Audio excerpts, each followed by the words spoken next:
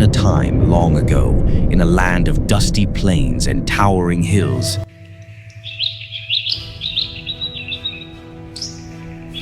where two armies faced each other in a tense standoff.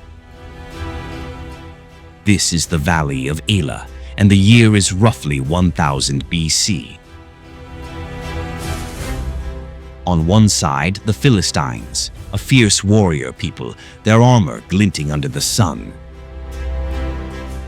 On the other, the Israelites, a scrappy nation fighting to protect their homeland.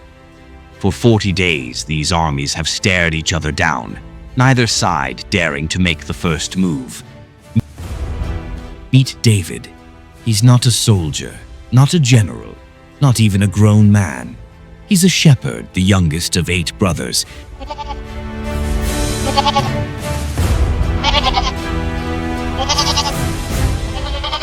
Tasked with watching his family's flock.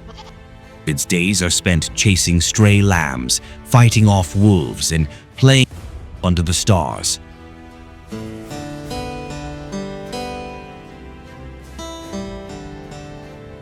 But this kid, he's got faith, and soon he's about to step into a story that will echo across the world for centuries.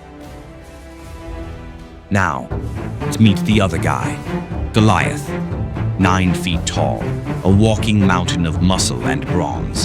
His armor weighs more than most men, and his spear, it's bigger than a tree trunk.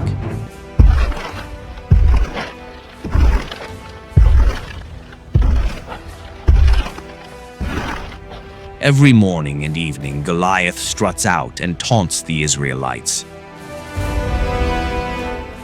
Cowards of Israel! Dare any of you face me? Send one warrior. If he wins, we yield. But if I triumph, your land is a slave. Dark over Israel.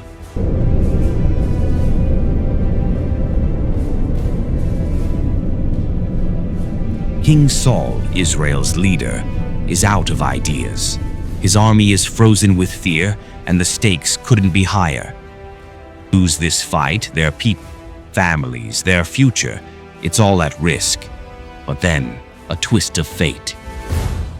David's father sends him to the battlefield, not to fight, but to deliver bread and cheese to his older brothers. Just a kid running an errand. Little does anyone know this errand is about to change everything. David gets to the camp just in time to hear Goliath's daily trash talk.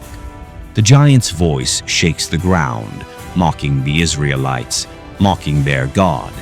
David's brothers roll their eyes when they see him. Typical little brother, always showing up where he's not needed. But David, he's not scared. He's curious. He starts questions. Who is this guy? Why is everyone so afraid? Doesn't anyone trust God to handle this? Just laugh him off. To your sheep, kid. But David doesn't back down. He's heard enough. He marches straight to King Saul's tent and says something outrageous. "I'll fight him." Saul looks at this scrawny teenager like he's lost his mind. "You? Against Goliath? You're not even trained." But David's not fazed. He tells Saul about the times he fought off lions and bears to protect his sheep.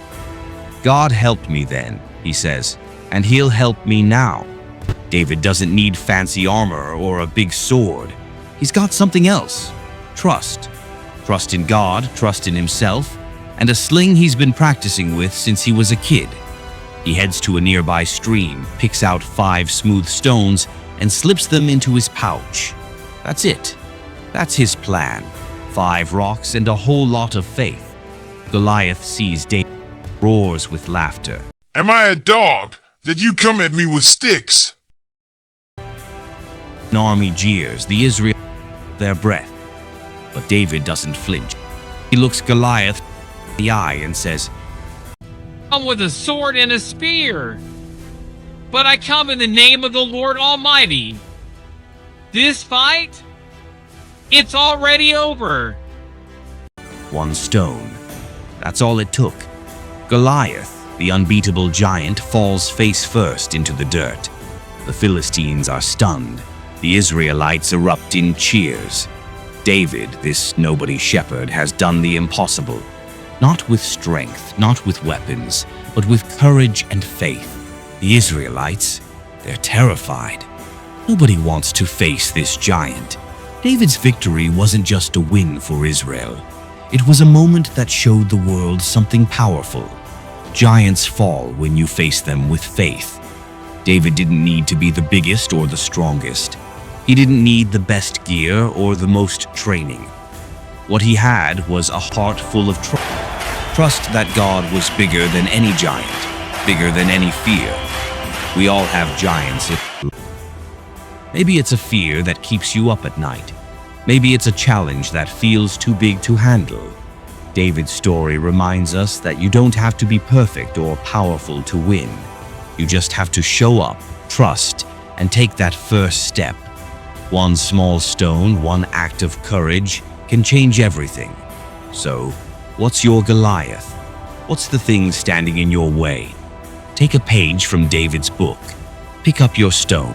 Trust in something bigger and take your shot. The world's waiting to see what you'll do.